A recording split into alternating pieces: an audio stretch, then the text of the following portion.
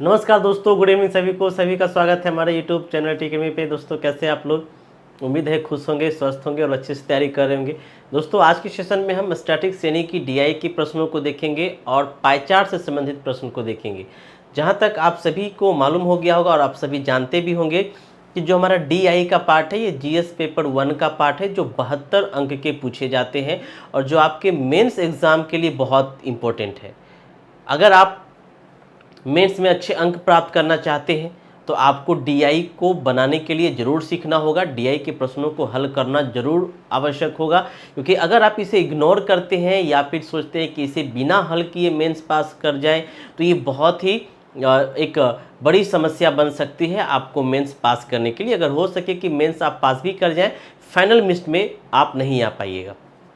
तो आज हम लोग डीआई के प्रश्न को सीखेंगे और बिल्कुल बेसिक तरीके से सीखेंगे, एकदम जीरो लेवल से। आज हम लोग पाई चार्ट से शुरू करेंगे। इसके पहले हमने कुछ बेसिक इन्फॉर्मेशन आपको बता रखा है कि पाई चार्ट कितने प्रकार के होते हैं, जब प्रतिशत के आधार पर होगा तो कैसे चेंज करेंगे, जब डिग्री या अंश के आधार पर होगा तो कैसे चेंज करेंगे। तो अगर आप वो वीडियो नहीं देखे हैं तो आप हमसे संपर्क करेंगे, आपको हम वो वीडियो जरूर उपलब्ध कराएंगे। चलिए आज हम लोग कुछ क्वेश्चन देखेंगे और इसी टाइप का क्वेश्चन आपका ऑडिटर मेंस में ही पूछा गया है और इसके पहले 60वीं 62वीं में भी क्वेश्चन इस टाइप का पूछा गया है। तो आज हम लोग इसकी प्रैक्टिस करेंगे और सबसे पहले जानकारी के लिए बता देते हैं कि आप सभी एक ऐसा वाला कैलकुलेटर जरूर खरीद लीजिएगा, क्योंकि ये आपके एग्जाम के लिए अलाउड है। आप कैलकुलेटर ले जा सकते हो और कैलकुलेशन कर सकते हो, तो आपको इस तरह का कैलकुलेटर खरीद लेना है। आइए आप देख सकते हैं ये पाई चार्ट दिया हुआ है, इससे जुड़े हुए क्वेश्चन को हम देखेंगे और बिल्कुल एकदम डरना नहीं है। डीआई में एकदम डरना नहीं, क्योंकि आपके पास कैलकुलेटर है। ज़्यादातर मैथ गलत कहाँ होते हैं? कैलकुलेशन में, और कैलकुलेशन के लिए आपको हेल्प करेगा आपका ये कैलकुलेटर। बस आपको प्रोसेस अच्छी होनी चाहिए। आप प्रोसेस को स्टेप बाय स्टेप लिखें और आंसर तक जाइए, आपको बहुत अच्छा नंबर मिलेगा। तो आइए शुरू करते हैं। सबसे पहले हम आपको बता दें कि ये आप देख सकते हैं, अगर कुछ बात आपको जो है इंपॉर्टेंट है जो आपको मैं बताना चाहूँगा कि डीआई के प्रश्न को बनाने से पहले आपको किन किन बातों को दोस्तों ध्यान में रखना चाहिए। सबसे पहले अगर डीआई के प्रश्न को आप बना रहे, आप देख सकते हैं हमारा ये सेट पहला है, पहला सेट की हम बात कर रहे हैं। तो डीआई बनाते वक्त आपको किन किन चीज़ों की जानकारी रखना है। सबसे पहली बात कि जब भी आप डीआई के प्रश्न को बनाएं तो आप इस निर्देश को जरूर पढ़ें। पहली इसको पढ़िए, पहले क्वेश्चंस को समझिए, उसके पैटर्न को समझिए कि क्या चीज़ दिया गया है, क्या डाटा दिया गया है और क्या डिमांड है। इसको पहले फुलफिल कीजिए। अगर आप डिमांड को फुलफिल कर रहे हैं तो डीआई आपका तैयार है। होता क्या है कि हम निर्देश को पढ़ते नहीं और एग्जाम में हड़बड़ी के कारण सीधे क्वेश्चंस बनाने लगते हैं। ये गलत मेथड है। आप पहले निर्देश को अच्छी तरीके से पढ़िए, फिर डाटा को देखिए कि आपके पास डाटा जो दिया गया है वो पर्याप्त है या नहीं। फिर क्वेश्चंस को सोल्व कीजिए और उस डाटा से जुड़े हुए चीज़ों को पहले आप एक टेबुलेशन मेथड से, एक सारणी रूप से उस डाटा को एकत्रित कीजिए। क्योंकि डाटा इंटरप्रिटेशन का मतलब ही है कि डाटाओं का कलेक्शन करना। जब तक आप डाटा का कलेक्शन नहीं करेंगे, एक जगह संग्रह नहीं करेंगे, तो आप नहीं बना पाएंगे और बनाएंगे भी तो नंबर अच्छे खासे नहीं आएंगे। तो सबसे पहले हम आपको बताएंगे कि किस तरीके से डाटा को कलेक्ट करना है, किस तरीके से टेबुलेशन मेथड से आपको सोल्व करना है। क्योंकि अगर टेबुलेशन मेथड आपको आ गया, आपको फुल में फुल मार्क्स आएगा और क्वेश्चन बहुत ही कम गलत होने की संभावना रहेगी। चलिए, तो सबसे पहले हम निर्देश को पढ़ते हैं कि निर्देश में क्या कहा गया। देखिए, प्रश्न संख्या 1 से 5, एक संस्था के विभिन्न विभागों में कार्यरत कर्मचारियों का प्रतिशत।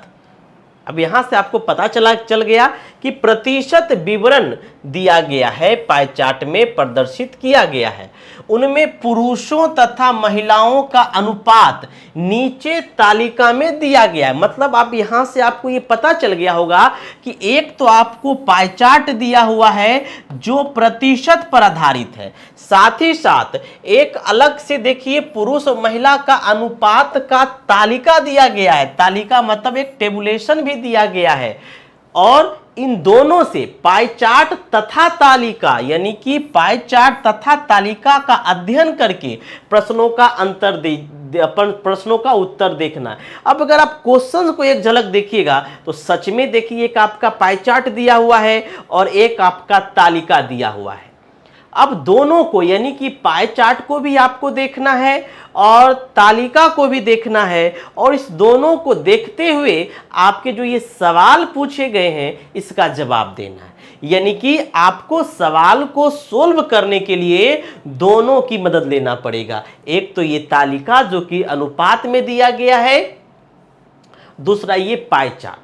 अब आपने कोटेशन पढ़ ली, अब यहां पे आपको कुछ हिंट दिया गया है। हिंट क्या दिया गया है? तो हिंट दिया गया है कि कर्मचारियों की कुल संख्या 1800 है और कर्मचारियों का प्रतिशत विवरण आप देख रहे हो, जैसे उत्पादन में 28% है, HR में आपका 14% है,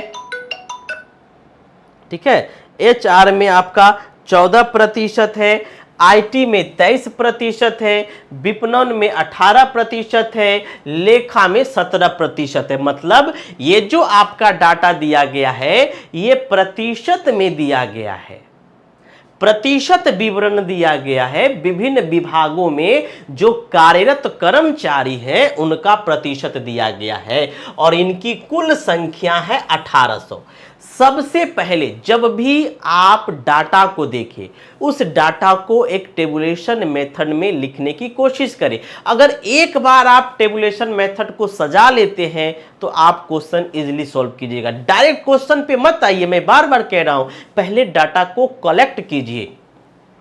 हमने आपको बताया था, आपको याद होगा, नहीं तो आप देखिएगा कि जब पाई चार्ट परसेंटेज में दिया हो, अब आपको यहां से देखने पर पता चल गया होगा कि यहां जो पाई चार्ट दिया गया है वो परसेंटेज में दिया है, प्रतिशत में दिया हुआ है। तो जब प्रतिशत में दिया हुआ पाई चार्ट होता है तो ये पाई चार्ट अपने आप में टोटल 100% होगा, यानी कि ये टोटल 100% होगा अपने आप में। और जब डिग्री में रहता है तो टोटल 360 डिग्री होता है। तो हमेशा हमने आपको बताया है कि टोटल जब 100% है तो टोटल को हमेशा टोटल के बराबर कर दीजिए, यानी कि 100% है टोटल और यहां पे टोटल कर्मचारी है कितना, तो 1800। तो 100% बराबर 1800 हो गया। तो यहां से आप 1% का मान निकाल सकते हैं। 1% बराबर 1800/100, यानी कि कट गया, यानी कि आपका मान यहां से 1% बराबर कितना निकल गया, 18 कर्मचारी। अब जब 1% का मान निकाल लिए तो आपके पास कितने भी प्रतिशत हो, चाहे 20% हो, 30% हो, 40% हो, उसका मान निकलेगा कि नहीं? बिल्कुल निकलेगा। तो 1% का आपने मान निकाल लिया तो उत्पादन में कितना प्रतिशत है, 28%। तो उत्पादन में कितना हो जाएगा कर्मचारी की संख्या, तो 1% का मान 18 है तो 28% का मान क्या हो जाएगा, 28 गुना 18, यानी कि 28 गुना 18, यानी कि ये हो गया आपका 504। मतलब उत्पादन विभाग में कितने कर्मचारी काम कर रहे हैं, 504। अब आपने देख लिया कि किस प्रकार प्रतिशत से हम कर्मचारी में बदल लिए। उत्पादन में 504 कर्मचारी काम कर रहे हैं। अब इसको आप एक डाटा में लिखते जाइए, इसको एक डाटा में आप लिखते जाइए।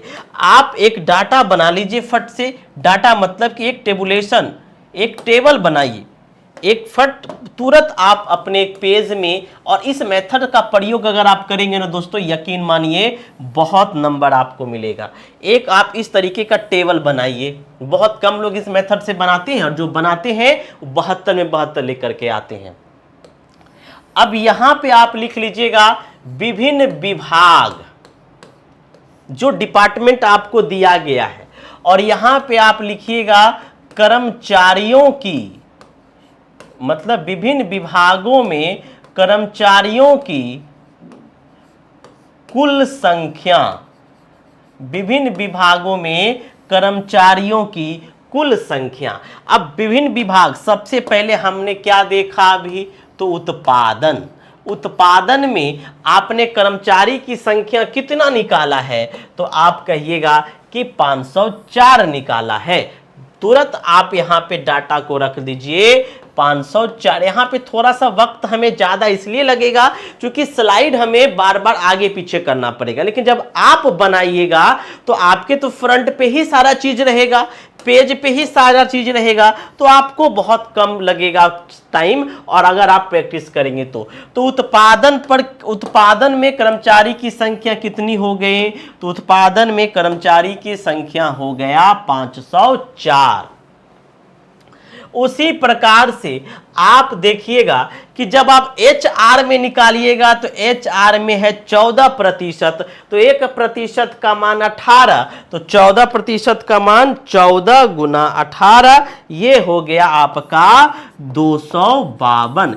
HR में कुल कर्मचारी कितने हो गए, तो 252। तुरंत आप लिख लीजिए यहां पर कि HR में कुल कर्मचारी की संख्या 252 हो गया। कोई दिक्कत? HR में कुल कर्मचारी की संख्या कितना हो गया, 252 हो गया। फिर आपने HR में लिखा लिया। IT में 23%, तो 1% बराबर 18, तो IT में कितना, तो 18 गुना 23 बराबर 414। ये हो गया IT में कर्मचारियों की संख्या कितना, 414। तुरंत लिख लीजिए आप IT में कर्मचारियों की संख्या 414 है। ये IT में हो गया। अब IT के बाद आप देखिएगा तो फिर क्या है, विपणन है। विपणन में 18%, तो 1% बराबर 18, तो 18% बराबर 18 गुना 18 बराबर, इसमें हो गया 324। विपणन में 324 कर्मचारी कार्यरत हैं। आप तुरंत लिख लीजिए विपणन में कितना, तो 324 कर्मचारी, ये विपणन हो गया। अब लास्ट आप देखेंगे, लास्ट क्या है, तो लेखा। लेखा में 17%, तो 1% बराबर 18, तो 17% बराबर 17 गुना 18 बराबर 306। लेखा में 306 है, तो आप यहां पे लिखेंगे लेखा में 306 कर्मचारी। ये आपका देखिए विभिन्न भाग में कितने कर्मचारी हैं, इसकी संख्या आप निकाल लिए। यही DI बनाने का तरीका होता है। अर्थमेटिक जैसा नहीं कि क्वेश्चन पढ़े और बनाना शुरू किए। DI का मतलब होता है डाटाओं का संग्रह करना। आप डाटा का संग्रह कर चुके हैं, ये सही प्रोसेस है। और ऐसा प्रोसेस आप बनाओगे, एग्जामिनर कॉपी चेकर का दिमाग खुश हो जाएगा कि आपने डाटा को संग्रह करके बनाया। कई बार होता है कि हम अर्थमेटिक्स के नियम पर बनाना स्टार्ट करते हैं, ठीक है प्रोसेस ठीक है, लेकिन उतना ज़्यादा उम्दा प्रोसेस नहीं है जितना ज़्यादा टेबुलेशन मेथड है। आपने यानी कि पहला पाई चार्ट का काम आपने कर लिया। पाई चार्ट का जितना डाटा था उसको तो आपने कलेक्ट कर लिया। चलिए ये आपका 50% काम हो गया कि पाई चार्ट से अब आपको कोई लेना देना नहीं है, जो भी लेना देना है आपने उसे नोट कर लिया। अब दूसरा तालिका दिया हुआ, अब कह रहा है दूसरे में तालिका में टेबुलेशन में क्या दिया हुआ है, तो पुरुष महिला का अनुपात दिया हुआ। जैसे उत्पादन में पुरुष और महिला का अनुपात कितना है, तो 11.1 है, सॉरी 11:1 है। अब देखिए यहां पर पुरुष महिला का जो अनुपात है 11:1 है, लेकिन हमने देखा है और आपने लिखा है कि उत्पादन में कुल कर्मचारी की संख्या कितनी है, तो 504 है। अब कुल कर्मचारी 504 है, जिसमें अनुपात बटा हुआ है 11:1। तो हमेशा टोटल अनुपात को टोटल से बराबर करिए। टोटल अनुपात कितना हो गया, तो 12 हो गया, और 12 बराबर हो गया टोटल कर्मचारी कितना, तो 504। तो 12 बराबर 504 हो गया, तो 1 बराबर क्या हो जाएगा, 504/12। 1 बराबर 504/12। अब भाग कर लीजिए, 504 भागे 12, 42। मतलब 1 का मान कितना आ गया, 42 आ गया। तो 11 रेशियो पुरुष का है, तो पुरुष का कितना हो जाएगा, 11 गुना 42, यानी कि 11 गुना 42, 462। 462 पुरुष हो जाएगा, और महिला का तो 1 है, तो ये 42 गुना 1 ही हो जाएगा। ये 42 गुना 1 ही हो जाएगा, यानी कि 42। मतलब अब आपने उत्पादन में ये निकाल लिया कि पुरुष की संख्या 462 है और महिला की संख्या कितनी है, 42 है। अगर आप जोड़िएगा तो जोड़ सकते हैं, 462 और 42 जोड़िए, कितना होगा, तो आप देखिएगा कि 504 होगा, जो उत्पादन में कुल विभाग कर्मचारियों की संख्या थी। तो इसमें आपने देखा कि उत्पादन में पुरुष 462 और महिला कितना, 42। बस आप यहां पे एक चीज लिख लीजिए कि पुरुष में यहां पे अब एक और कॉलम बना लीजिए। यहां पे क्या लिखेंगे, तो महिलाओं की संख्या, महिलाओं की संख्या, और दूसरे कॉलम में पुरुषों की संख्या,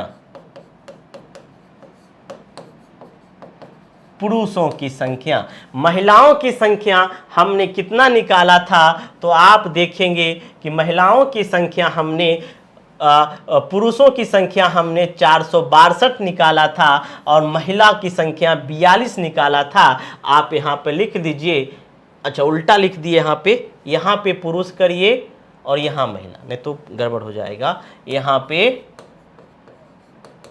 पुरुष और यहाँ पे महिलाओं की संख्या।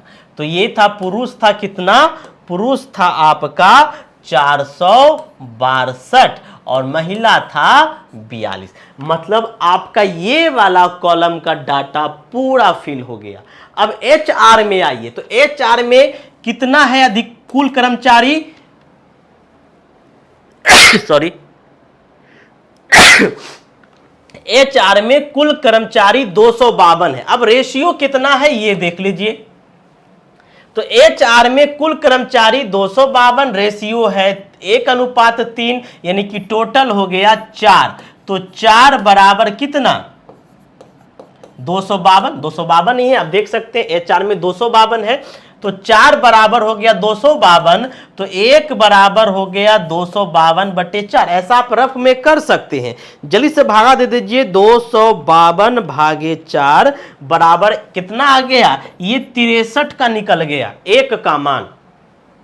तो पुरुष का 1 रेशियो है, तो पुरुष 63 हो जाएगा। महिला का 3 रेशियो है, तो ये 63 गुना 3 हो जाएगा।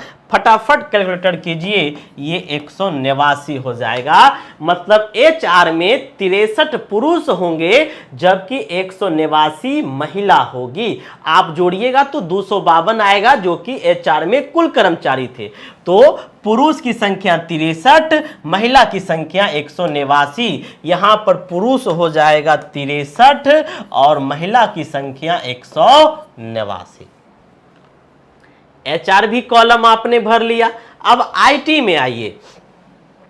IT में कुल कितने हैं कर्मचारी, 414। चलिए रेशियो देखिए IT में कितना है। तो IT में रेशियो है 5:4। तो जोड़ लीजिए, 5 4 कितना हो गया, 9, और 9 बराबर 414 जो कुल कर्मचारी की संख्या है। तो 414 में तुरंत 9 से भाग कर लीजिए, 414 भागे 9 बराबर हो गया 46। मतलब ये हो गया आपका 46, 1 का मान। तो 5 रेशियो पुरुष का है, तो 46 गुना 5 पुरुष हो गया 230, और 4 रेशियो महिला का है, तो 46 गुना 4 ये हो गया 184 महिला है। मतलब इसमें 230 पुरुष होंगे और 184 महिला होंगे, जोड़िएगा तो 414 होंगे। तो आईटी में 230 पुरुष है और महिला कितना है, तो 184 है। तो 230 और 184, 230 184। अब विपणन में आइए, विपणन में कितना है टोटल, तो 324 है। विपणन में 324 है। अब रेशियो देखिए कितना है, तो 7 5 12, तो 12 बराबर कितना हो जाएगा, 324। भागा कर लीजिए, 324 भागे 12 बराबर हो गया 27। 7 रेशियो है पुरुष का, तो 27 गुना 7 बराबर हो गया 189 और 27 गुना 5 बराबर हो गया 135। मतलब इसमें 189 पुरुष होंगे जबकि 135 महिला होगी। 189 पुरुष होंगे और 135 महिला होगी। देखिए जोड़िए, 189 प्लस 135, 324 आ रहा है कि नहीं, मतलब आपका डाटा सही जा रहा है। अब लेखा में आइए, लेखा में कितना है, तो 306 है। अच्छा, लेखा में कुल रेशियो कितना है, तो 7 2 9 है। तो 9 बराबर 306, तो 1 बराबर 306/9 भाग कर लीजिए, 306 भागे 9 बराबर 34। 1 का मान 34, तो पुरुष का 2 है, तो 34 गुना 2 यानी कि 68 और 7 महिला का है, यानी कि 34 गुना 7 बराबर 34 गुना 7 बराबर 238 जो है महिला का है। मतलब लेखा में 68 पुरुष हैं जबकि 238 क्या है, महिला है। तो 68 238, इसमें 68 पुरुष है और 238 महिला है। अब ये जो डाटा आपका तैयार हो गया ना दोस्तों, यही टेबुलेशन मेथड है। बस इसको तैयार करने भर देरी है। इसी को तैयार करने में जो आपका समय लग जाए, 4 मिनट 5 मिनट जो समय लग जाएगा, लेकिन इसके बाद क्वेश्चन फटाफट बनेगा। बार बार आपको ग्राफ देखने की जरूरत नहीं पड़ेगी। अब इसी डाटा का यूज करके आप सारे क्वेश्चंस को बनाएंगे। अगर कॉपी चेकर भी देखेगा तो एक बार सारा डाटा उसको मिल जाएगा और वो सही सही करते चला जाएगा। आपका अगर किसी क्वेश्चन में गलत भी हो जाएगा तो आधा मार्क्स आपका ये टेबुलेशन ही दिला देगा। तो ये मेथड होता है बनाने का। अब आपने दोनों को, पाई चार्ट को और तालिका को देख करके सारे डाटा को कलेक्ट कर लिया है कि ये जो विभाग है इनमें कुल कर्मचारी कितना है, इन कुल कर्मचारियों में पुरुष कितना है और महिला कितना है। डाटा कलेक्शन कर लिए। अब हम आएंगे क्वेश्चन पर। देखिए अब क्वेश्चन पर आएंगे, यानी कि अब आपको ना इससे काम है ना पाई चार्ट से काम है। क्वेश्चन आइए देखिए, क्वेश्चन पहला क्वेश्चन क्या कह रहा है, कैसे फट फट फट फट बनेगा। विपणन विभाग में कार्यरत पुरुषों की संख्या कितनी है, कितना आसान। विपणन विभाग में कार्यरत पुरुषों की संख्या कितनी है, फट से आप जाएंगे अपने टेबल पे। देखिए विपणन विभाग में पूछ रहा है, पुरुषों की संख्या पूछ रहा है, कितना है 189।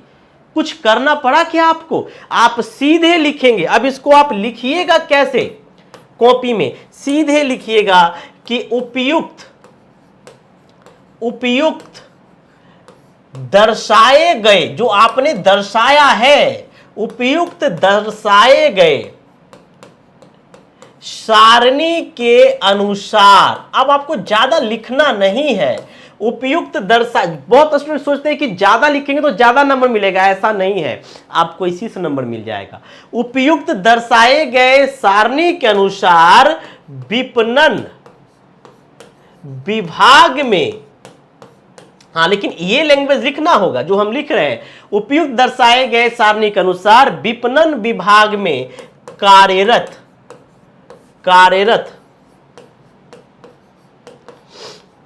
पुरुषों की कुल संख्या कितना है? तो 189 है। ये आपका आंसर हो गया। पहला क्वेश्चन तैयार। उपयुक्त सारणी से, ये कौन बनाया? आप ही ना बनाए हैं, और ये ऐसे तो अपने मन से नहीं लिख दिए हैं। एग्जामिनर को पता है कि आप रट के थोड़ी आए कि इतना डाटा लिख दिए। उनको पता है कि आपने डाटा को कलेक्ट किया है, और बस आप लिखिए उपयुक्त दिए गए सारणी के अनुसार विपणन विभाग में पुरुष पूछ रहा था, तो पुरुष की संख्या 189 है। पहला क्वेश्चन आपका क्या हो गया? बन गया, पहला बन गया। कितना आसान है। तो अगर डाटा आप एक बार तैयार कर लेते हो, क्वेश्चंस आपके लिए इजी हो जाता। आइए दूसरा भी देखिए, वैसे ही बनेगा। संस्था के उत्पादन विभाग, अब यहां पे कौन सा विभाग कह रहा है? उत्पादन विभाग में कार्यरत पुरुष की संख्या, संस्था में उत्पादन विभाग में कार्यरत पुरुष की संख्या। तो देख लीजिए, संस्था के उत्पादन विभाग में कार्यरत पुरुष की संख्या क्या है? तो आप क्या लिखेंगे? फिर से लिखेंगे यही कि उपयुक्त बनाए गए सारणी से संस्था उत्पादन देखिए ये है, इसमें कार्यरत पुरुष की संख्या कह रहा था, तो इसमें कार्यरत पुरुषों की संख्या कितना है? तो 462 है। जैसे क्वेश्चन कह रहा है बस उसी भाग में लिख जाइए। पुरुषों की संख्या 462 है। फिर कह रहा है कार्यरत पुरुषों की संख्या उत्पादन विभाग में, उसी विभाग में मतलब उत्पादन में ही कार्यरत कर्मचारियों की कुल संख्या का कितना प्रतिशत है? कर्मचारियों की कुल संख्या। तो आप देखेंगे कि यहां पर पुरुषों की संख्या 462 है। फिर उत्पादन विभाग में कुल कर्मचारियों की संख्या कितना है? तो 504 है। तो कुल कर्मचारी 504 है। तो अभिष्ट प्रतिशत क्या हो जाएगा? हमेशा टोटल मान को नीचे लिखिए। तो ये 504 नीचे हो गया। जिसको निकालना हो उसको ऊपर रखिए, 462 ऊपर, और परसेंटेज जब निकालते हैं 100 से गुना करते हैं। ये हो गया आपका कितना? तो 462 पर 00 और डिवाइडेड 504, ये हो गया आपका 91.667% आपका आंसर हो गया। कोई ज्यादा झमट लगा क्या? कोई झमेला नहीं है। एक बार आप डाटा कलेक्ट कीजिए और सारे क्वेश्चंस का जवाब दीजिए। ठीक है, चलिए अब आपको तीसरे और अब आपको क्या करना है? एक मिनट,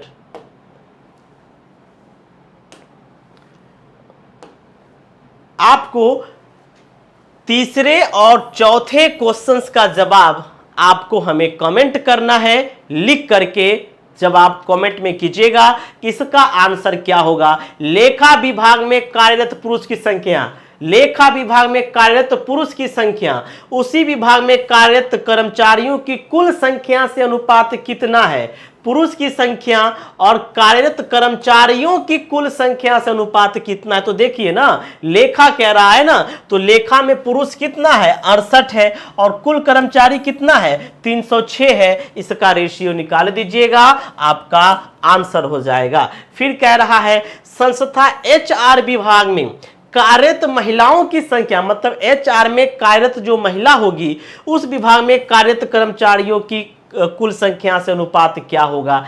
सेमी क्वेश्चंस है। तो आप इसे बना करके हमें कमेंट जरूर कीजिएगा। और अगर आप इसी तरीके से पूरे आप जो है टेबुलेशन मेथड से DI पढ़ना चाहते हैं तो हमारा नंबर 7909014952 पे संपर्क कीजिएगा। मात्र आपको